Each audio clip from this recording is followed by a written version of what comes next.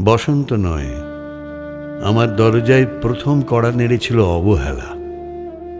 ভেবেছিলাম অনেকগুলো বর্ষা শেষে শরতের উষ্ণতা মিশে এলো বুঝি বসন্ত।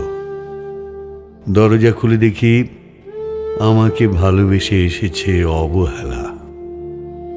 মধ্য দুপুরের তীর্যক রোদের মতো অনেকটা নির্লজ্জভাবে আমাকে আলিঙ্গন করে নিয়েছিল অনাকাঙ্ক্ষিত অবহেলা। আমি চারপাশে তাকিয়ে দেখেছিলাম আমার দিন দশায় কারো করুণা বা আরতি পেখম ছড়িয়ে আছে কি না। ছিল না। বৃষ্টিহীন জনপদে খড়খড়ের রোদ যেমন দস্যুর মতো অদমনীয়, তেমনি অবহেলাও আমাকে আগলে রেখেছিল নির্মোহ নিঃসংকোচিত।